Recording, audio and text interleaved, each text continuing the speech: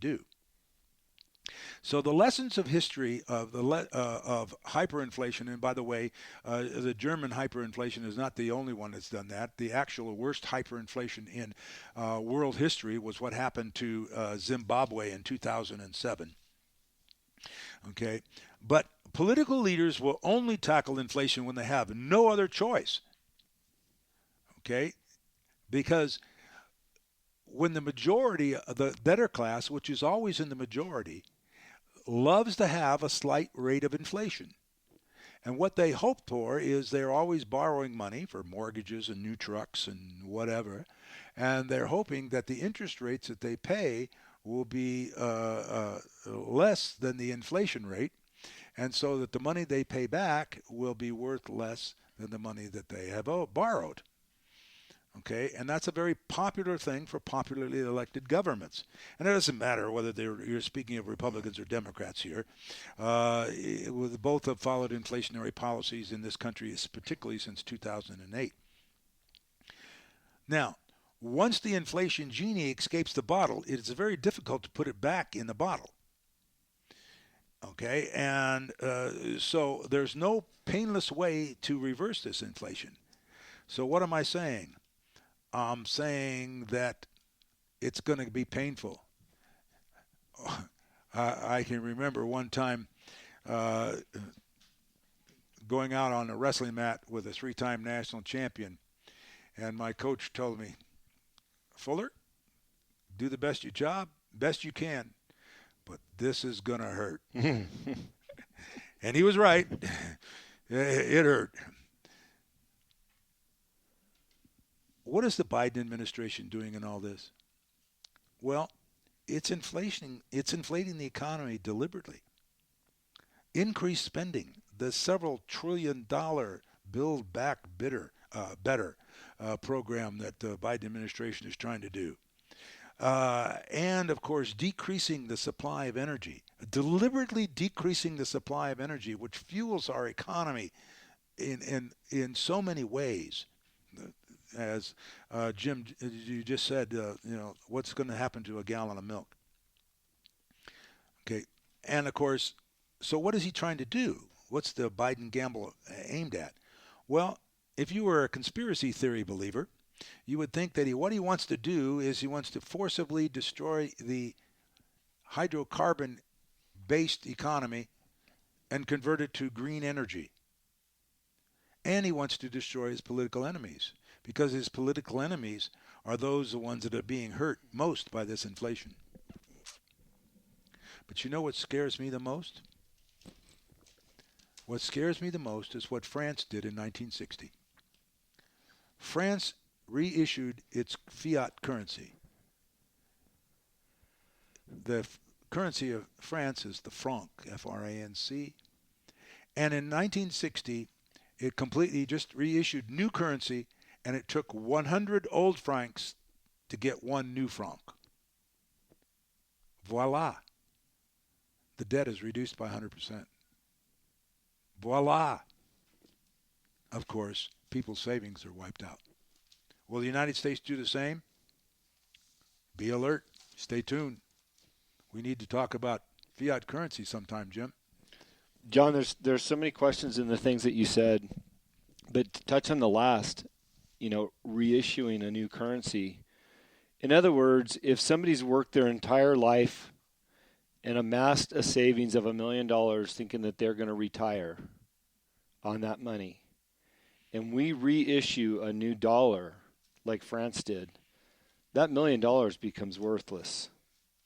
That's true, unless that $1 million, of course, there is hope here in that a lot of people have funds in their investments in their 401ks, et cetera, investments that are in real assets. Yeah. So in shares of stock in a company or part ownership in companies that have real assets. And hopefully what happened in 1929, of course, remember that a lot of people had money invested in stocks in companies that didn't own anything. Right. All they did was they were holding companies. Well, if you have investments in holding companies, that would become worthless. Okay, so to take that a step further, when you just consider without knowing the exact number, in my opinion, people that have investments or mutual funds or 401ks and actual companies that own assets, the type of people that invest in that is a pretty small number. I mean, when you look at the middle to lower class, most people are living paycheck to paycheck. So those people all of a sudden have nothing, literally, and they're working for nothing. Uh, Absolutely, and of course, they have their hope, if you will, is that whatever company they're working for has investments for their pension, Mm-hmm. and in that. And the reality is, of course, those pensions would probably become worthless also. And so, yes, you're absolutely right. Inflation, hyperinflation, can destroy us, and salaries of particularly of people that are working for salaries, and of course the majority of Americans do work for salaries. Right. Uh, then of course salaries always linger behind or lag behind prices. So what I think this conversation does a little bit is take the conspiracy out of the conspiracy theory, because it's been said that this type of administration that we have now wants to elevate the upper class and push down the lower middle class, or really eliminate the middle class altogether. And this type of hyperinflation almost does that in a swoop. Well, there's no doubt inflation does destroy the middle class, or in particularly the inflation that it has. But there are things that each and every one of us can do. We all have, uh, uh, uh, free will, and even if you are living uh, uh, from paycheck to paycheck, uh, and you're going to be obviously buying less. There are a lot of things that we do that are not particularly prudent investments, but uh, the reality is that we're going to be possibly forced into communalizing with our family and friends to make sure. I used to travel extensively in the old Soviet Union back in the 1970s and 80s before it collapsed. And, you know, in the Soviet, in economics, we teach that there are really only three ways to to distribute those things that a society produces. The first things you learn in economics, in an economics, beginning economics class, is that every group of people have to face the reality of they need to what to produce, how they're going to produce it, and for who is going to get it. Okay, and throughout history, there's only been three ways in which the for whom question has been asked. There is tradition. We will distribute things the way we've always done it. There's command, meaning a dictator or ruler or king or monarch or whatever will determine who gets what. And then there's the price mechanism. Okay?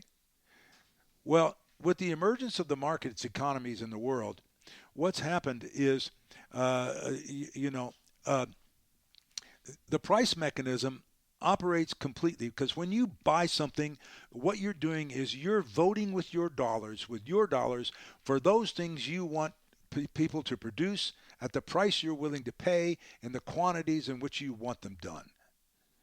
Okay?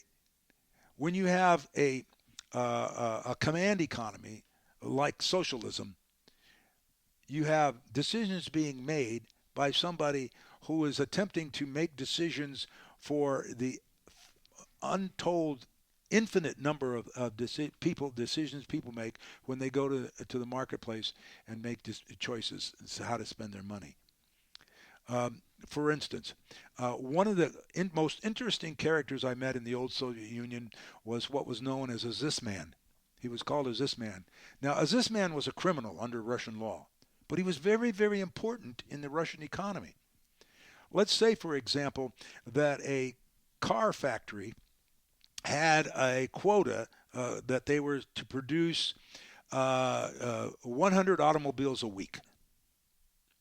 Well, then the planning czars would plan that those cars would get 500 tires a week. 400 tires for the 100 cars plus one spare. But let's just say that a guy was the man, the czar in charge of the automobile factory, was able to increase production by 10%. So he produced 110 cars per week. Where's he going to get those tires? Well, it was this man's job to somehow find those tires and supply them on the, quote, black market, because everything was supposed to be allocated.